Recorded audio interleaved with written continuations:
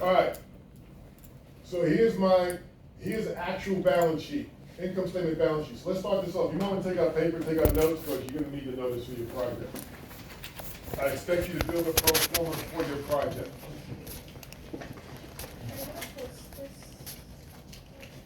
Yes. But again, just so you know, be careful. I'm going to be doing this in class right now. There could be some mistakes in it. So I'll do my best to be mistake free. Sure. Why is it called Proforma? I don't know why they use that name. But a pro forma is nothing more than a forecasted financials. All right. First and foremost, stack your financial statements. On top, income statement. Right underneath that, in the same column, same year, is your balance sheet. Underneath your balance sheet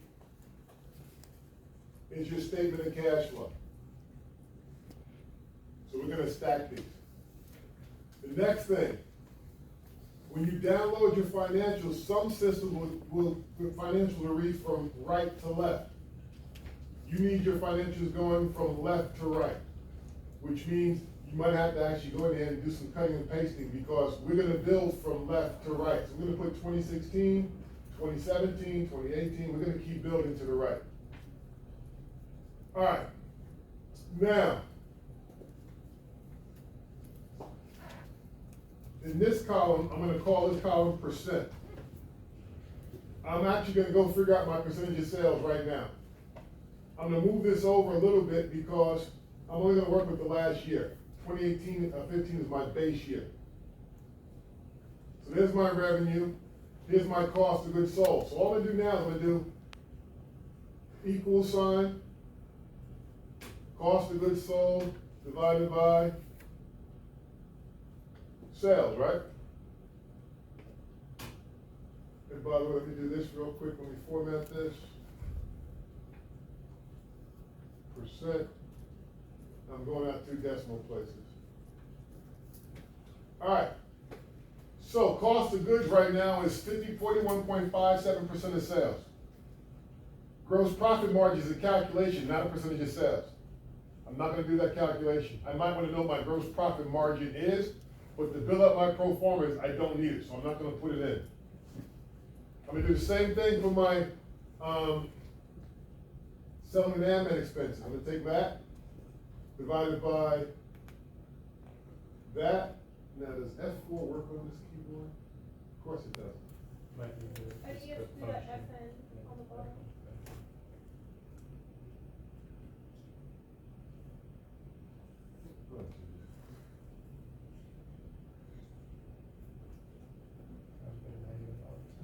Yeah, I'm having manual problems.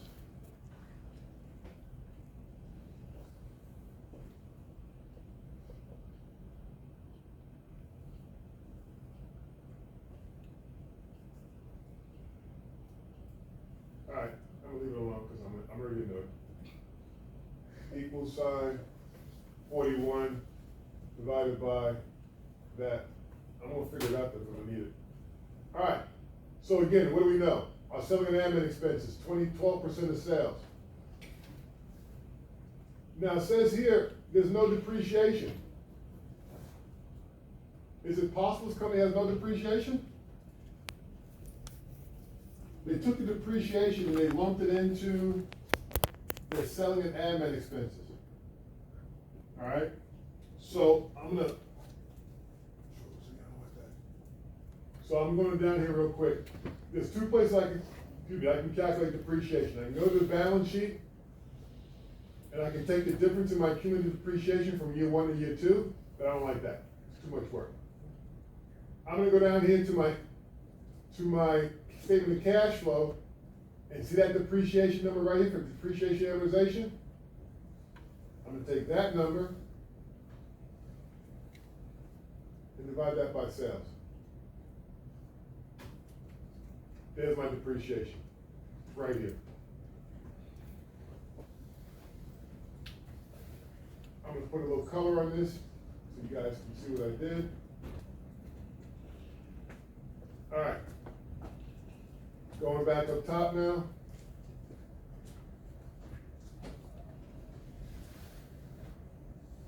Now, operating income is also known as what?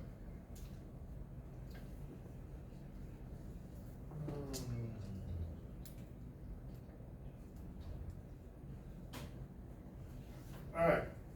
Everything else under EBIT is not changing with sales.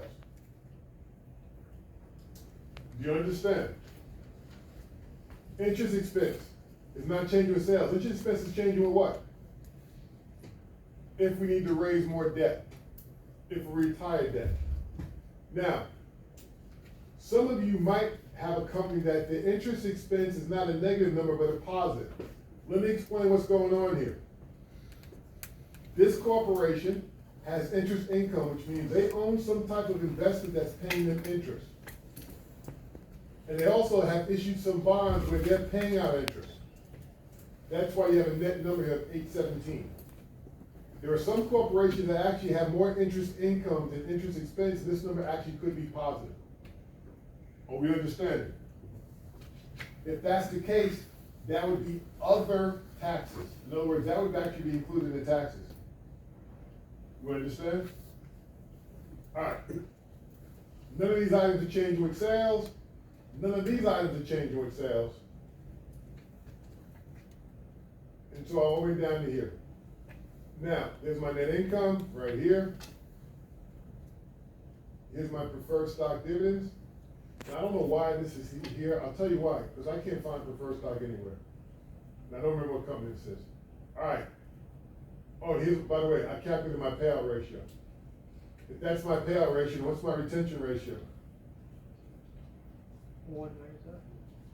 Exactly, thank you, sir.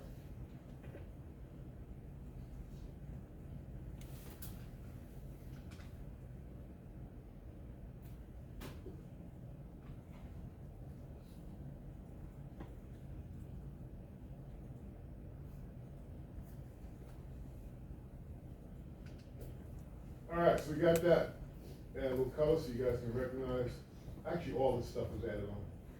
All right, now I'm down in the balance sheet. I'm gonna do the exact same thing. Equal sign. That divided by sales. I'm only working with those items that change with sales. Again, the only thing that's gonna change is those items that change with sales. Total receivables, equal sign. That divided by sales. Inventory, equal sign. That divided by sales.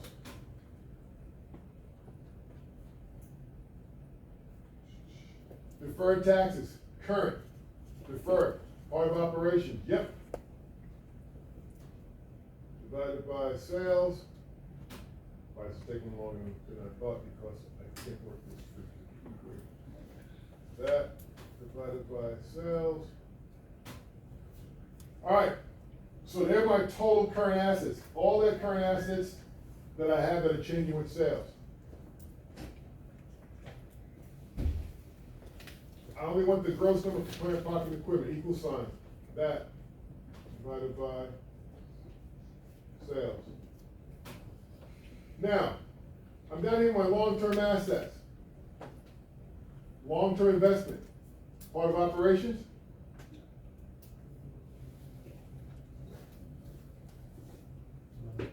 Nope. Goodwill, part of operations? Nope.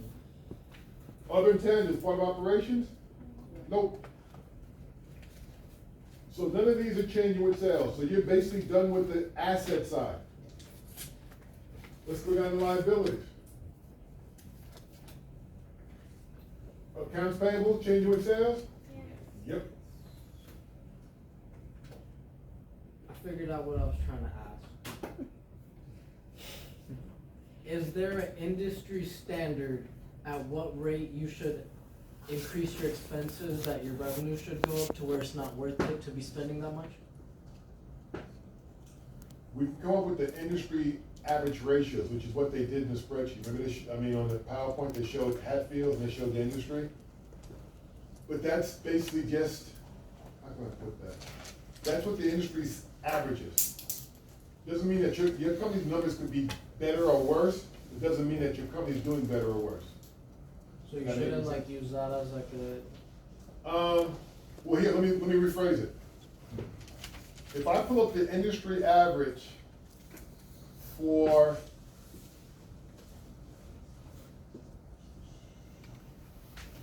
trying to think of company. If I pull up the industry average for semiconductor manufacturers, literally across the world, in the index, there's probably at least 200 companies that are semiconductor chip manufacturers. And here's the industry average for each one of these categories. And then I pull up Intel's. Should Intel's numbers be the same as the industry average? Or should they be better? Most likely Intel's gonna be better, it's a better company. In that 200 companies, there's some down here at the bottom that are just crappy companies that are influencing the average. So averages, you know, I talked about this like with the class. If I come in and say the overall class GPA is a 3.2, I say, okay, rather than me doing any work grading, I'll just give everybody in class a 3.2. Those who have a high GPA are being penalized now, and those with a lower GPA are actually benefiting from me as taking the average. And the ones with the lower GPA are gonna be happy, but the ones with the high GPA are gonna be like, that's not fair, Professor Milligan, I worked hard to earn that higher GPA. So, using averages as a benchmark to look at is okay, but don't penalize. If I'm doing Intel and then numbers are better than average, I'm not gonna penalize them saying, wow, your numbers are better than average, but you shouldn't be there, I'm gonna move your numbers down to average. And when you guys do your comparable market multiples, that's one of the challenges you have. Is that you might have a company that's the premier company in the industry, Dunkin' Donuts, but my company's Milligan Donuts. And my numbers probably aren't gonna be as good as theirs because I'm just not as good and my company's not as big and strong and so forth and so on. So therefore, if you apply their cash flows to my numbers, the stock price is coming down. If you apply my cash flow to their multiple, you're gonna get a much higher stock price, but do I deserve that? And the answer is probably not. So is that helping at all? Averages don't work in finance, a straight average, it just doesn't work. You find yourself using straight averages, that means one or two things are happening. Either you're bringing down something that's doing really well, you bring it down, or you're taking something and lifting it up that's not that good. All right. Is accruals changing with sales? yes. Answer is yes. All right, let me see if I can. No, I'm not gonna do it. Never mind. I'll do it later. That divided by sales. Is current portion of long-term debt changing with sales? Nope. Now, I'm gonna put a little color on this one. I'll tell you why. I honestly do not remember what this company is. As you can tell by the fact that these were done in 2015, I had no idea. You can tell that it's an extremely large number. I'm not sure if it's part of operations, not part of operations, I don't know what it is. So in essence, what I would do now is I would actually open up the annual report and go look up in the fine print, the footnotes, and figure out what that is. If it's actually part of operations, I'm gonna have to grow it with sales. If it's not part of operations, I'm gonna hold it constant. I'm putting yellow there right now because I'm just gonna leave it alone. I'm gonna hold it constant. But you can't do that on your project, you can't do that in the real world. If I knew a company was, I'd do that. I'd open up and tell you what it is, and then I'd make that decision. All right. So now we're doing our current liabilities. Here's our long-term liabilities. Anything here changing with sales? No. Nope. Now I'm down to owner's equity. Anything here changing with sales? But it's not it's not changing with sales, it's changing with what? And we don't know what net income is for 2016 yet because we haven't done our pro forma income statement, have we? So, can't do anything with it. Not yet, but I know it's gonna change. Now, on your pro forma, I only want an income statement and balance sheet. But I'm going down to my statement of cash flow because I'm gonna need depreciation and I'm gonna need CapEx. So all I'm doing with CapEx is I'm doing equal sign, that CapEx divided by sales, And CapEx is a negative 1.21% of sales. And if you look, it kind of looks like it's growing with sales, looks kind of reasonable. Okay, cool. All right. So now I got my percentages. So, first pass.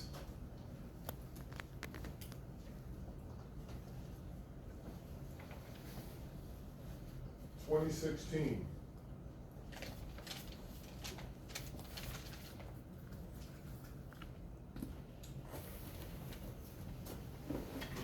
I don't know how far, I'm not going that far out, but I just did it.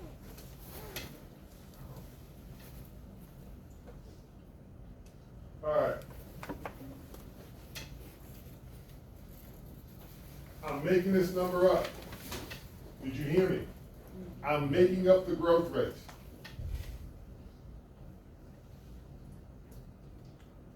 One of the misnomers that you students have is that you can't do this because you don't know what the growth rates are in the future. I can build a Proforma, I can build all my models and just put in dummy numbers right now and then come back and put the real numbers in later.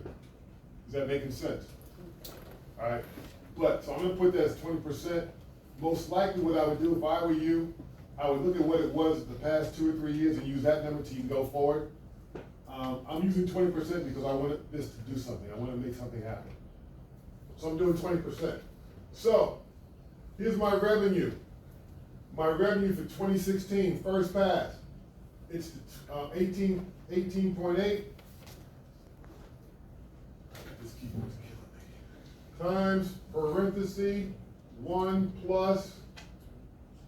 I'm going up here to get that growth rate and closing it up. All right, there's my new revenue for 2016.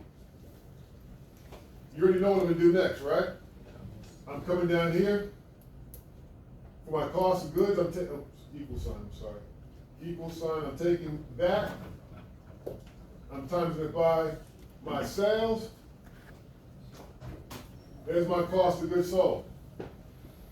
My gross profit equals my sales minus my gross profit. There's my, my cost of goods sold. There's my gross profit.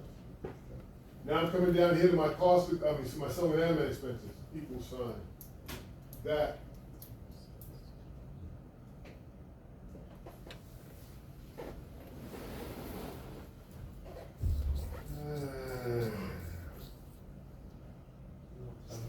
What's that? No, I'm thinking out loud. Just so you know what I'm slowing down for is, I already know I'm gonna build my model out to the right. So I'm sitting here now going, I should be doing some F4s on this to lock some numbers in, because I know I'm building to the right to make it go faster. And this keyboard just got me all screwed up. There's no S on the bottom. Do the dollar sign. Yeah, I just gotta do, let me see. Let me see. Let me see if this works. Hey. I'm getting dangerous now. All right, let me see, did I do what I wanted to do? No, I don't wanna lock it that way. Equal sign. I wanna lock that.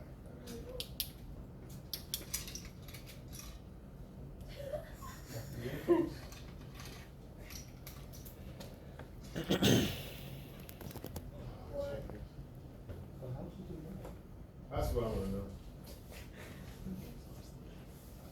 Hey.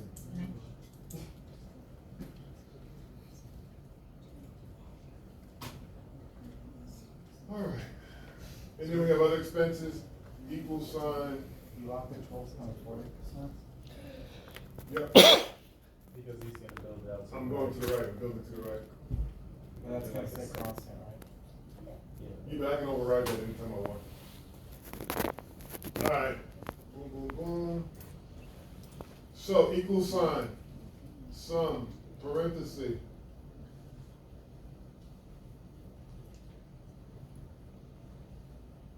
Close it up. Equal sign. Gross profit minus operating expenses.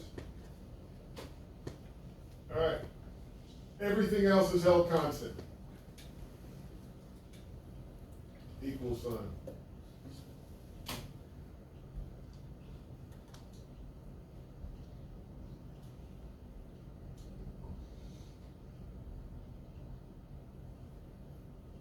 Equal sign, some I need the formulas in here.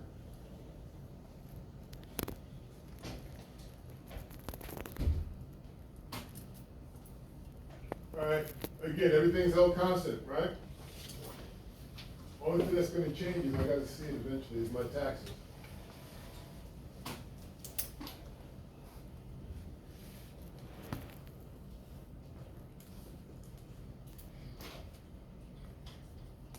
Professor, may I make a suggestion to everyone here?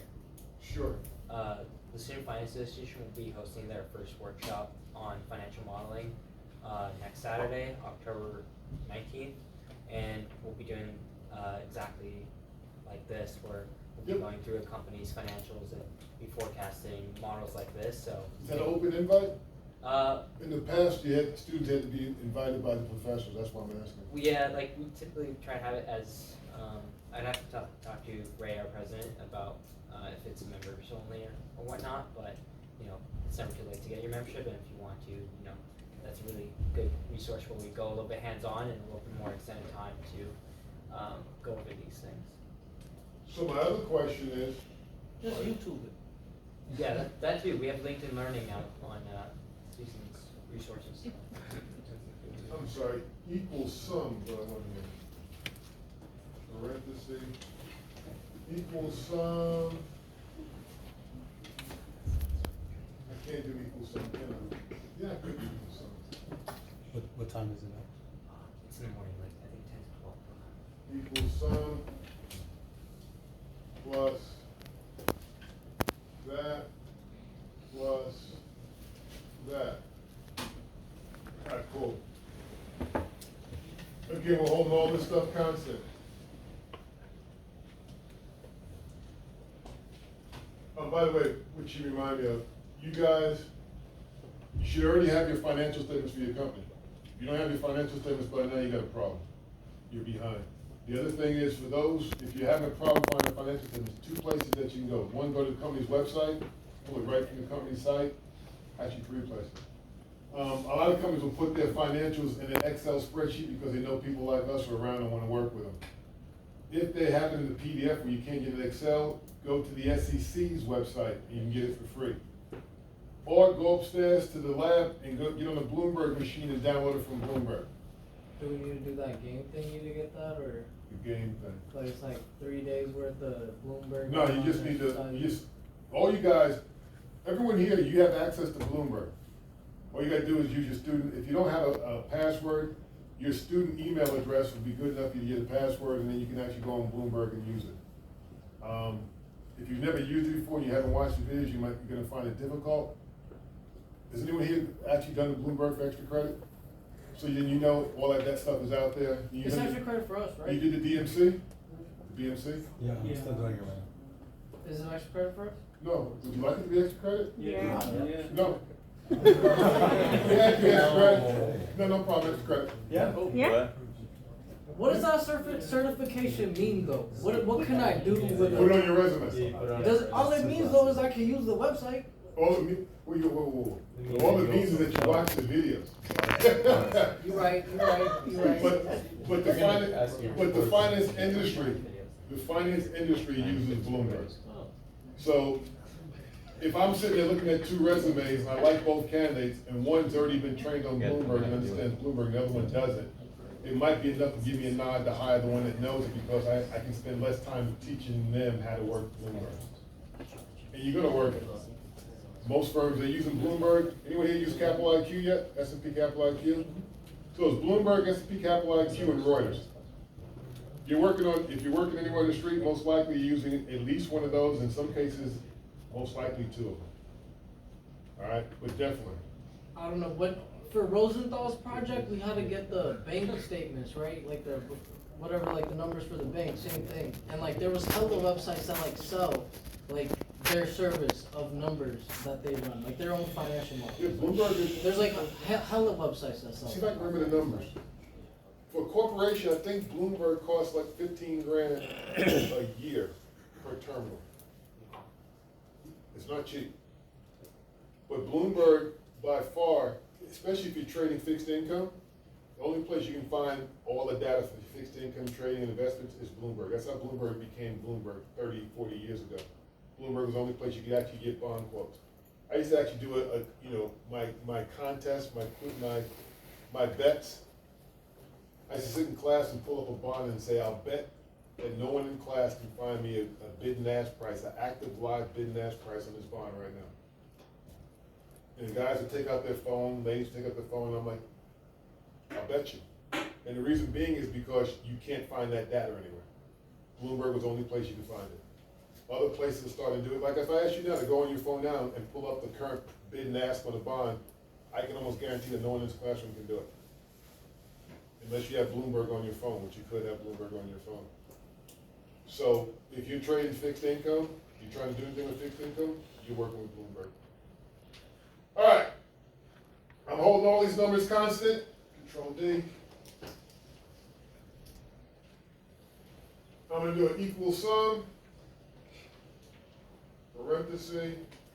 I know this is boring, but stay with me because it's gonna change in a few minutes. And the part's gonna get confusing. All right, income tax expense. 21% is our new marginal income tax rate. I'm doing equal sign, 21% times that, and there's my taxes, equal sign, income minus taxes. All right, there it is, equal sign. There's my net income. Oh, I'm sorry, I'm wrong. There's a minority interest, equal, enter, equals sum, parenthesis, close it up, double line, there it is. Now I'm gonna do something here, because I know I'm gonna need it.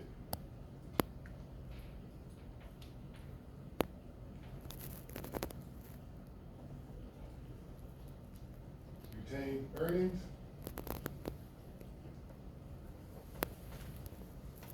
Dividends.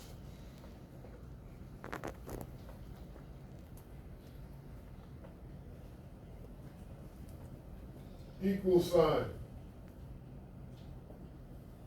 Which one do I have? Retain earnings, done with that one. Equal sign. I actually did it, I'm sorry. Payout ratio. At 4 times that equal sign. Retention ratio times that. Check my math. 774, cool. All right, my income statement is done. This number right here is going into my retained earnings. This is being paid after dividends. This is going to retained earnings. Now I'm going to my balance sheet. Nothing's changing. I'm doing the exact same thing. Equal sign. And 4 times that. Equal sign. And 4 times that. You're leaving it constant because you don't know if it's what the change. Leaving what constant? I haven't left anything constant there. I think it's 100%. The percentage, I mean. Yeah, I mean, I don't know anything right now. So if you know something, then you change it. If you don't, leave it the same. Yeah, I mean, literally, you'll see some of these built, I have students that built it, that they'll take this 0.66%, and they'll put it in here, or right above it. And they might change that number for different years. Again, if you know more, you'll put it in.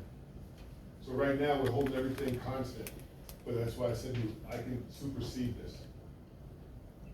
All right? It's your third question. You're on a roll today. Go ahead. I'm just thinking about shit. I want you to think about, watch your language. So, like a company like Tesla, where most of their revenue is like people who have pre-ordered a car, paid for it, but they're waiting for it to come. And like, so how does Tesla, like, are their numbers all messed up? Cause like, most of their money is stuff that they need to still So- do the work for? To answer your question about Tesla, here's the problem with Tesla. Gross profits is negative. Operating income is negative. So if you were to do this for Tesla, you're not gonna hold these numbers constant. So one of two things are gonna happen. If you're doing this for Tesla, you got, in your mind, you got two beliefs. One is either Tesla's gonna go out of business, which means these negative numbers are gonna stay negative forever, they're going out of business, or at some point, you're forecasting that these negative numbers are gonna turn positive. So you're sitting back now saying, okay, CapEx and build out. How many more years are we gonna have to build out CapEx until we're at capacity where we wanna be to make the number of cars we wanna make, and we can turn this into a profit? So at some point, when is this gonna turn positive? When is gross profits gonna turn positive? And when am I forecasting operating income's gonna turn positive? Now, to give you an idea, let me get my companies right now. Amazon was the same as Tesla. Amazon had negative numbers for several years. And the reason being was Bezos was taking money and taking that money, I don't know if you're getting remember this, he was doing a whole bunch of weird different types of projects. He was talking about rocket ships, he was talking about this, he was talking about that. He was putting money into all these different kind of projects. So what Wall Street started doing is saying, okay, if Bezos doesn't put all this money into these weird projects in R&D, and we cut this back, what happens to the numbers? So they actually started forecasting what the numbers would be if Bezos stopped doing that. And eventually Bezos, for a number of years, Bezos was like, excuse my French, F Wall Street, I don't care about the numbers, I'm gonna do what I think is best to grow the company. And then about 6 or 7 years ago, Bezos started saying, okay, I'm gonna pay attention to numbers now. And he started running the company to actually maximize these numbers. He's still trying to grow it, but he's conscious of these lines. And that's why now Amazon has positive cash flows. Your job as an analyst, if you were analyzing, Twitter was the same way. Twitter, Amazon, several other, Tesla. At some point in your analysis, I mean, think about this. For growth rate, Tesla's revenue's growing at